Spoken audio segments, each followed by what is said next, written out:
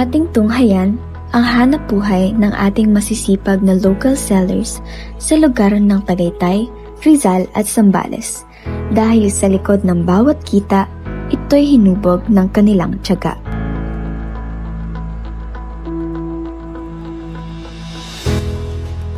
At dito nagsisimula ang kwento ng kabuhayang Pilipino.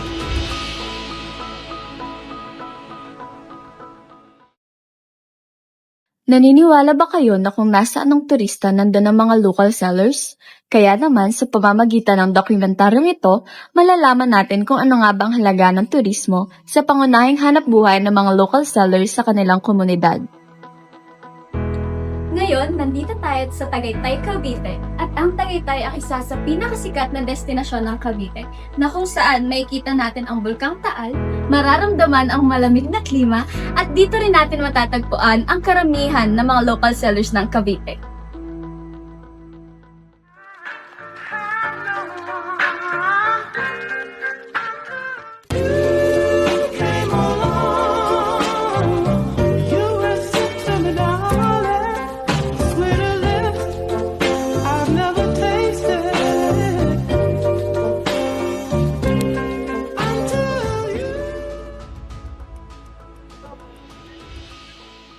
Nakikita niyo ba ang nakikita ko? Tara! Ngayon, kasama natin si Sir Diego. Sir Diego, ano pong full name niyo? Diego de la Cruz. Diego de la Cruz? Since birth. Since birth. Siya si Tatay Diego de la Cruz, ipinanganak at nakatira sa Tagaytay, Cavite. Isang mapagmahal na asawa't ama sa kanyang pamilya. At bukod pa dyan, siya ay isang masipag, dedikado, madiskarte at mabait na local seller sa Picnic Grove, Tagaytay. Hindi madamot, mapagmahal sa kapwa at talagang makikitaan mo ng katangian ng isang Pilipino. Kung nakikita niya may ginagawa sa Sir Diego, ano bang tawag dyan? Ito ay drop light. Pwede siyang pang alfresco o depende, pang dining, pang balcony. O kung saan nyo pwedeng ilagay na medyo serve as a decor din at saka lamp. Ilang years niyo na pong kabuhayan ito? Mga 7 years na. 7 From 2018 to 25. Recently lang. Ganun. Pwede bang kwentuhan niyo kami kung anong reason at paano kayo nagsimula sa ganitong business? After kasi pumasok pa ako nung 5 years ago pa. Then undergraduate kasi nga medyo mahirap nga ang financial support. Sa Manila pa ako napasok.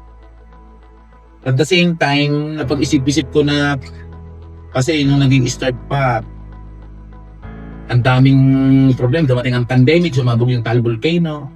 And then sabi ko, sige, mag-stop muna ako ng pasaro na ako magtutuloy. Then may opportunity na dumating. May nag-offer na sa amin sa barangay na kuha daw ako ng pesto dito sa Picnic Grove. Then, yun na, start ko na yung per items kasi lahat naman ng sugat dito. Yung mga supplier, bibigyan ka naman ng supply mo kung gusto mo yung product nila.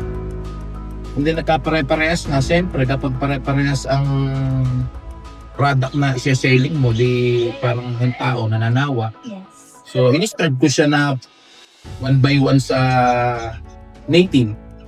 So, nung una, hindi ko siya nilalagyan ng ilaw, hindi ako nagalagay ng kahoy, per piece lang. Ngayon, sinet ko siya sa tatluhan kasi ginagamit siya sa maraming purpose pa siya gamitin. Sa awa naman, may bumili din, yon. Then may naka-discover na may nagagawa pala on the spot. Ako na yon. Kuwang ko na yon. Moment ko na yon. May namit ako na taga Quezon and taga Bicol na may Shell. So si Shell, start niya na gusto mo bang ganito? Mag-shell ka, magtuho ka ng shell, so dasa lang ka ng ganun. O silent mo bayaran yung isang sako. So si price ng isang sako, kung magagawa mo siya, mas marami siyang magagawa compare kung i-deliver niya lang buo na. So napag-isip ko na Sarili kong design, siyempre, kasi hinahandicraft mo nga yung tindahan mo, tapos kukuha ka ng ibang design. Kung kukuha ka lang ng idea niya, pwede pala yun, pwede pala yun. So nakakita ako ng opportunity na may available na drip wood na gano'n. Kasi ang ginawa niya, commercial din, bibili lang siya sa hardware ng materials na kahoy na straight lang, walang design. So ginawa ko, nag-improvise ako ng sarili ko na shape ng kahoy. Halimbawa, kung gusto kong ganito lang, o mabibili mo pa sa hardware yan, siyempre, hindi, natural yan eh. Yes. Di ginawa ko siya na pag nakakita ko ng something na pwede ito lagyan ng shell, pwede ito lagyan ng ilaw. Yun ang ginawa ko. Then pag nakakita ako ng mga nagkakating na yung sa DPWH sa kalsada, di ba nagkakating sila ng mga puno na excess na dun sa tinaganan. Yes. So, paparahin ko siya, pwede itong humingi ng ganito kasi ipagagamitan lang ako. Kunwari panggatong, pero i-improve ko siya sa, gano'n lang. Next naman po, sir, ano yung mga challenges na naranasan nyo dito sa business? Dami. Una, climate. Then, tao. Kasi kung walang climate, sinong pupunta sa'yo kung hindi nga bumabaha, pero kung maulan, sinong mag-i-stay dito? Then, pangalawa, yung mga tourist na pumupunta, yung mga taga-ibang lugar na gustong gumala. Kung mga anong bigwan lang siya, kabarangay mo lang o kakuan mo, hindi rin gagana yung naisipan mo. Ngayon, kung malalayo, mga balikbayan, doon malaking chance mo na kumita. Kasi yung ginagawa mo nga handicraft, na-amaze sila na ganito yung makikita nila, ganito yung ma-experience nila dito sa Tagaytay na bukod sa klima, mas maganda siya na gawing business capital, gano'n. Then, yung may mga problema sa supplier. Siyempre, kung walang supplier, paano mo igagawa yung iyong items? Wala nga namang pumunta ka ng Quezon, pumunta ka ng vehicle na mamamasahe ka pa, paano kung kikita nun? Ang problema mo pa yon yung monthly billing mo sa pwesto, electricity, tubig, tsaka yung mga ginagamit mo ng mga materials din na kailangan mo talagang bilhin. At the same time, yung siyempre kung wala kang benta, paano mo i-maintain yung laman ng tindahan mo, paano mo i-manage siya. So, kailangan mong may kada kumikita ka, nagsisave ka ng mga siguro, mga 30% para kung maubusan ka, madudukot ka, hindi mo na iuutang yung iyong gagawing produkto. Yun lang. Kailan kayo madalas may customer? Basta weekend, puno tong picnic room. So, si picnic room, weekend, mas madami. Kapag naman siya mga ordinary day, mga balikbayan, limited lang yun. Siguro, mabibilang mo lang sa daliri mo yung... Pero kapag nga pumasok naman sa'yo at na-amaze dun sa ginawa mo, kahit isa nga lang customer mo kung talagang fortune mo yung araw na yon, talagang pando ka. Kasi bibili niya din talaga yung paninda mo dahil wala ka namang katulad. Wala ka namang kakompetent dun sa ginagawa mo kasi sarili mo ang design mo. Habang lumilipas ang oras at nag-aabang, kami rin ay napapaisip. Ngayon kaya ang maswerteng araw ni Sir Diego upang makabenta ng malaki? Sa tuwing may papasok na tao, ramdam namin ng kaba dahil walang kasiguraduhan kung sila ba ay bibili o hindi.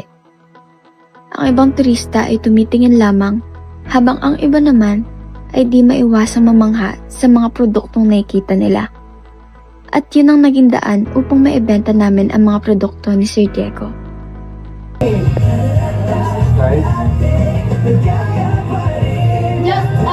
It's 3 for 50 only. You wanna take a photo? Boss. Yes. No, these were 3 for 100. This is from my hero, Lapu-Lapu. That's so vintage. Yeah. Ben. Ooh, it's a good one. You sharpened the top. I'm thinking about the hat. I don't have a hat here. So I go home on Sunday. So I have so many at home. 3 for 50. 3 for a buck. Okay. Yes po. Ano pa? Yes po, sir, madam. Here. Pambigay Yes, ko thank what? you so much, sir. Thank you po. Nakakatuwang isipin na marami pa rin ang tumatangkilik sa mga produktong gawang Pinoy katulad ng kay Sir Diego na kung saan nararapat lamang na maipagmalaki. Dahil minsan, hindi sapat na makita lamang nila ang ganda ng isang produkto. Kailangan din nilang maunawaan ang hirap at sakripisyong nakatago sa likod nito. Ating alalahanin na gawa ito ng mga kamay na hindi sumusuko at mga taong pinananatiling itaguyod ang kulturang gawa ng Pilipino. Last question, sir. Gaano kalaki yung naitutulong ng tourism sa business niyo? May malaki, siyempre. Kasi nasa local government din naman ang tourism eh. Without the tourism, di walang promotion. Walang promotion ng lugar. And then, paano ka pupuntahan kung hindi ka under ng tourism? Ngayon, si tourism, ipopromote yung lugar na siyempre, kaya nga tinawag na tourism spot ng lugar nyo dahil merong kakaiba na kakaiba sa ibang lugar. Diyan nagsisimula yung investment. Mga kikita yung economics natin din dito sa atin. Di ba? Kasi kapag dumami yung tourist, dumami yung tao sa isang lugar, wala kang hindi gumastos yan. Di ultimong tubig, bibili yan. O, edi earning din ng syudad niya na under ng tourism. O, yun lang. At kung mag-visit po kayo dito sa Picnic Roof Tagaytay, make sure to visit Sir Diego's store. Diego Store? Yes, Diego Store! And his page, Facebook page. Yeah. Thank you. Thank you for appreciating local product Yes. and thank you for meeting us with no snack. Okay lang. And- Dapat na kami may dala. Hindi, okay lang. At least nakapasyal kayo. Mag-aral mabuti para sa future. Ayan, dyan na nagtatapos ang ating dokumentaryo dito sa Tagaytay, Cavite. Kaya naman patuloy nating tangkilikin ang ating mga local sellers at ating mga local products, especially the handicrafts.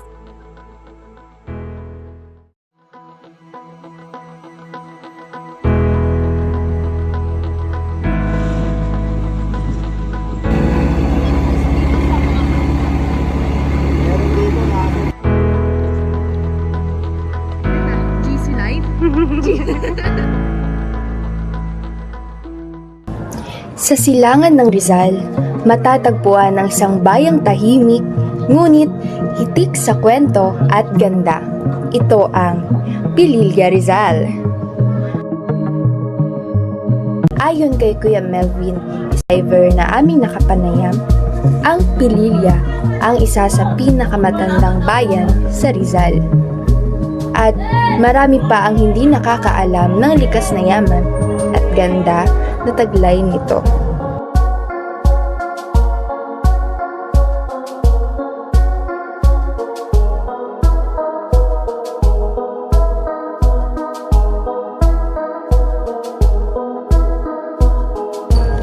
Sa tuwing sumasapit ang tag-init at mga espesyal na okasyon, dinaragsa rin ang Pililya ng mga turista.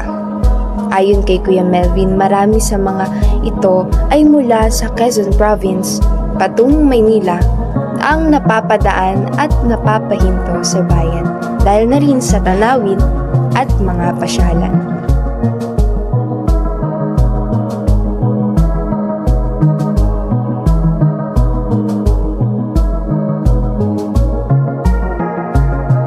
Sa daang papunta naman sa windmill, makikita ang iba't ibang kainan at mga lokal na tindahan na nagbibigay buhay sa lugar. Kinakailangan ng tricycle o mas mainam kung may sariling sasakyan upang makarating sa mismong loob ng windmill area.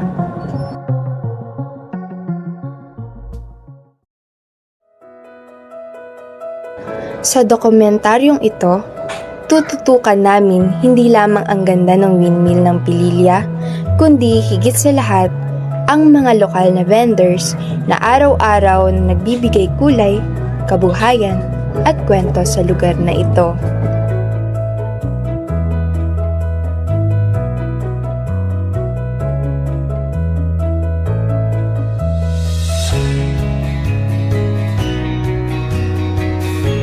Mula sa bayan ng Pililya, dadako naman tayo sa pinakatampok na pasyalan nito, ang Windmill Farm ng Pililya, na mas kilala rin bilang Vena Energy.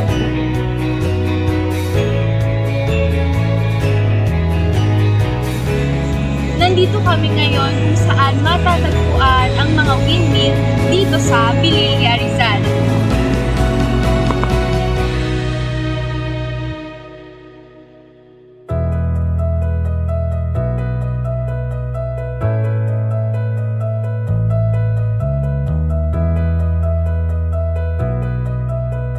Pagpasok sa loob, agad nasasalubong ang naglalakihang mga wind turbine na mistulang higanteng electric fan na umiikot sa tuktok ng kabundukan. Bukod sa kakaibang tanawin, mararamdaman din ang preskong klima ng lugar.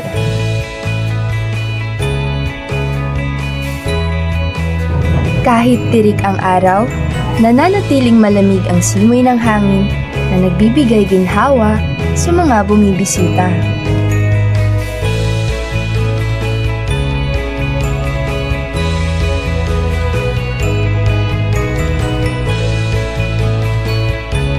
Sa loob ng Vena Energy, hindi lang kalikasan at teknolohiya ang makikita. Mayroon ding mga local vendor na nagtitinda ng pagkain, inumin, at mga simpleng produkto para sa mga turista. Sa loob ng Windmill Farm, nakapanayam din namin ang isang local vendor na si Ate Jean. Pero ano po yung mga araw na ang dami pong Sunday? Sunday, Sabado. Ang tapos na araw dito. Kasi wala pasok. Meron mga ganito. Hindi lang, parang kayo yun. Opo. Na ano nga po, na-tsempohan nga po namin na wala po masyado. Pero kahit na umuulan, napunta dito. Pero po may time po ba talaga na matumal? Meron talaga, may time na natumal. Time na. Kasi minsan, iba nagagala lang eh. Meron sila kung yung ba. Katulad niya, ba, meron silang mga souvenir na ganyan. Nilok mo sila. Meron na kami nun. Alas-alas kami na. Marami kaming titinda eh. Sa taas, dito mo sa baba. Parang kapag onti po yung turista, agaw na lang. Hindi ka tulad dati, nakulaw na tinda rito. Kung dumami po yung mga store, mas mahirap na. Kasi yan doon sila eh. Malak na. Tapos same lang sa lang tinda. Parang yung iba niyan, galing pa ng Ilocos. Ito pong mga souvenir na po yan. Doon na yung gawa, pinalitan lang nila ng unity. Ito, Ilocos na yun eh. Pinalitan lang nila ng Galing po yan sa Ilocos, pero pinalitan ko yung pangalan. hindi mo kaya yun.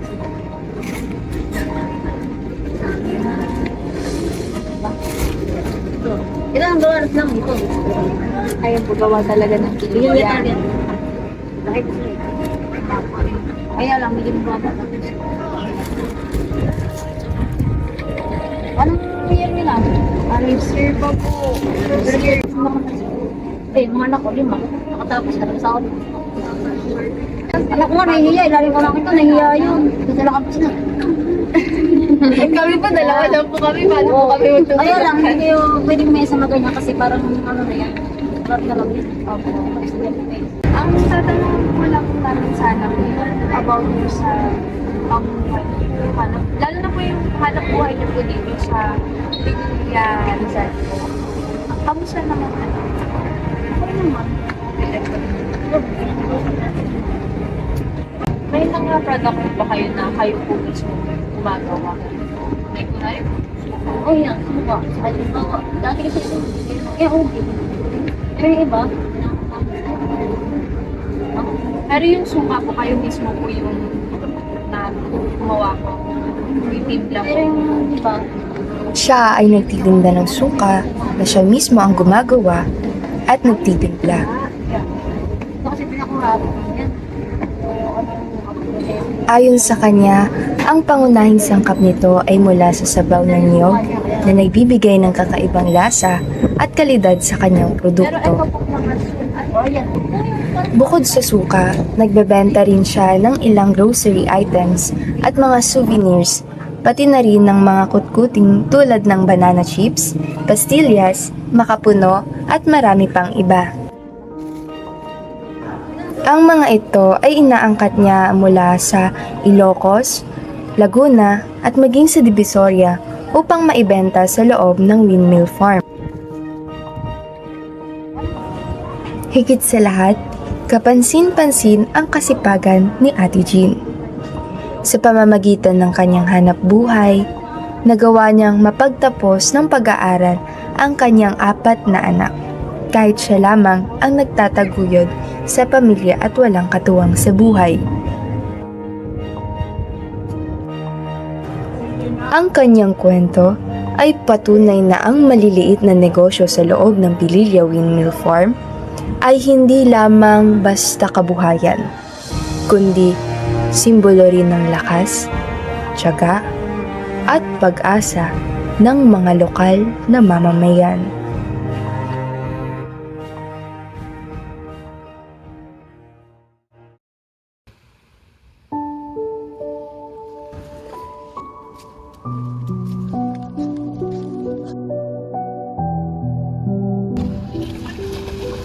At ngayon, kami po ay narinito upang ibahagi sa inyo ang aming paglalakbay dito lamang yan sa Subic Bay ng Zambales, kung saan aming ilalahad sa inyo ang kwento ng buhay ni Nanay Lavinia, ang kanyang pakikipagsapalaran sa hamon ng buhay at kung ano-ano ang kanyang mga naibabahagi sa mga turista.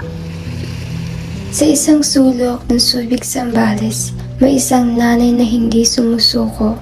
Siya, si Nanay Lavinia, isang tindera sa baybay ng Subic.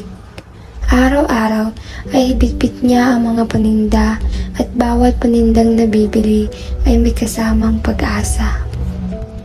Ano po, gano'ng katagal na po kayong nag-aano? Parang ganitong Nagtitinda pa. 25 years na ako nagtitinda. Matagal. dalaga pa lang to. Oo, dalaga pa ako. Yung edad ko nagtitinda ako, mga 13 pa ako nagtitinda. Hindi ka naman. Kasala ko dalang cash eh, nay. Maghintay lang ako na Magic cash. hindi ako marunong Hindi ko magbigas. marunong. Sa bawat ngiti ni Nanay Lavinia ay may mga nakatagong kwento. Ano po yung natulong po sa inyo na ito pong pagtitinda? Kasi di ba po nasabi niyo po na 25 years na po kayong nagtitinda. Grabe, sobrang tagal na. Matagal na. Salamat sa tulong sa mga katulad nyo, sa mga estudyante, nabigyan ako ng ganito ng mga puhunan. Salamat sa Corpus. Kasi nakatulong sila sa amin, di ba? Kapag araw ng mga bata, pamigay sa mga bata, lalo na kay Meo. Si Meo namin. Kung itong December, magbigay sa amin ng pamasko, kalating taban na biga. Wala kang cash doon. Ilan na? Hintay daw ka. Bili tayo, kain tayo. Ganda naman mo. Subi. Magnet lahat yan. Parang Bracelet. parang gusto ko ng base. Ito mga may pwela sa kumam. Baka gusto mong ganito. Kano yan? Ito sa 500 isang set mo. Isang ganito. Opo, kasama na yung lalagyan niya, ma'am. Kasama to? Magkano to? 100 lang sa'yo. Sige. Balikan ko. Ito, ma'am. Balikan. Diyan na. Ito na, moonstone. Hindi naman anong gusto mo dyan. Ito lalaki sa'yo. Ito mga ito. Yan ang mantra. Ay, bawas pa ma'am, magkano gusto mo? Hindi na, wala nang Hindi na. bawas. Hindi rin ako? Ito na lang. Ano pa? Ay, parang, teka. Pwede pati mo yan. Ganda naman. Yan ang moonstone. Bye. Magkano dito? Ato, 100 lang. Ay, di ka. Sige, isa ko niya. Sige na, Hindi na, okay lang, benta mo na lang na. Hindi na. Okay lang, Nay. Salamat, ma'am, ng marami. Thank you po. Maintenance din po kayo, ate? Malaking tulong din po, no? Oo na. Nag-maintenance ako ng gamot na. Kaya Apo. araw-araw ko ganito, nagbebenta. Nakakamagkano po kayo sa akin? Isang araw, Apo. mga 2,000, one time. Malaki na rin po, no? Hindi lang sa akin yun, sa boss ko. Tendero. Apo. Kaya kung may magdulong sa akin, salamat. Yes. Para kay Nanay Lavinia, bawat tulong ay liwanag sa kanyang araw. Ano po yung mga parang mga challenges po na nakaharap niyo po? Minsan kasi patumal. Lalo na kung tag-ulan na wala kaming gas. Ano po yun? Nagbibigay pa din po ba kayo? Oo, kahit magkano, mga 500, kung may benta ako 1,000, kung may benta ako 700, binigyan ako 200, ganun lang. Paano po pagka yung talaga pong wala po talagang nakabili? May time po ba na ganun Oo, po? may Yung wala time, talaga? may time walang benta. Tapos kung walang benta, sabihin ko sa kanya, walang benta, binigyan ako mga 100 pang bigas. Kailan po kayo madalas yung marami po talagang bumibili sa inyo? Yung maraming bumibili. Kung may mga, yung okasyon, may peltric dito, mga bata, yung estudyante. Oo. Tapos yung mga may delegate, katulad dito sa mga hotel, yung tumulong sa amin. Yung may, lalo na kung maraming mga barangay. Walang pagsubok na kayang pahinain si Nanay Lavinia. Sa bawat patak ng pawis at bawat pagod ng araw, dala niya ang pag-asa at walang kapantay na pagmamahal para sa kanyang pamilya. Habang nagpapahinga si Nanay, tinulungan namin maglako ang kanyang apo na sa murang edad ay namulat na rin sa realidad.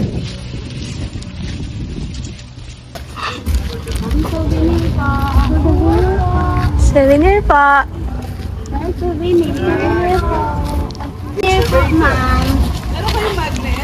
Yes po.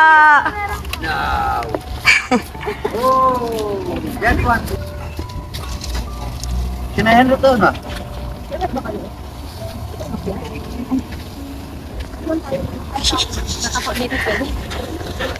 How much is one?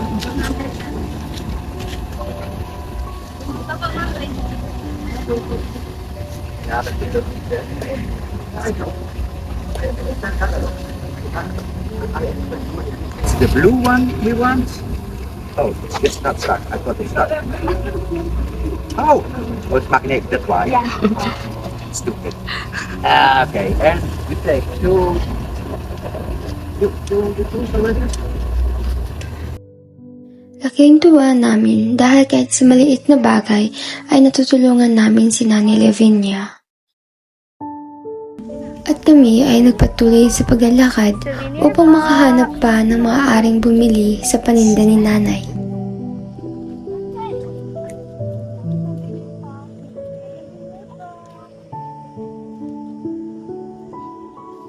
Thank you po.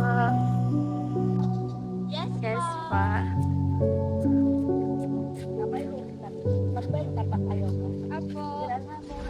At patuloy kami naglakad at naglako kahit tirik ang araw. Napagtanto ko kung gaano kahirap ang ginagawa ni Nanay. Sa bigat ng dala at init ng araw, hindi ko maisip kung paano ito nang titiis ni Nanay. Meron din nagaan sa inyo. Nakakabenta po si Lola ko. At pag hindi niya po ako pinapabili. Bakit po? Hindi ko po kasi alam yung presyo pag, pag madami, tsaka po na yung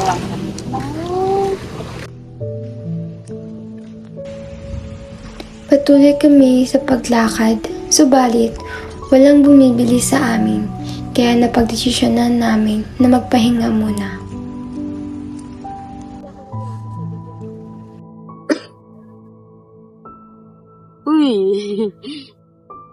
Wow. Ito po yung lagi yung ginagawa pagka nagpapahinga kayo? Opo, ako lang po kasi po malabo na yung mata ni Lord. Kaya ikaw na yung pinatutupag mo. Ito yung mga ganito, di ba yung yung mga paninda niyo parang binibili niyo lang? May isa boss mo? Opo. Tapos kayo na gumagawa ng mga kain nila. Yun ata yung anong tawag nila doon? Inuungkat? Naangkat? Yun, inaangkat. Sayma. Ito yung mga gawa na. Parang ganito yung gusto ko. Ayun, maganda ba yung ganito? Maganda rin po yan. 5 po na ganito, tapos isa, tapos 5 po. Maganda po yan. Ito, ganito na siya tinatali. Ito nanginginig ako. Yun na siya, tatlo na. Makikita natin na bawat oras at minuto ay mahalaga sa kanila. Yung binibenta ko, ito per mahal to. Halaga 500. Kung bibili ng mga guest, 300 lang. Yun lang. Tapos ito kitchen, 20-20 lang. Opo. Ito mga magnet, 100 anak. Ito 100, 200, mga ganito. Mga piyaw. Ito halaga 200, 100 lang.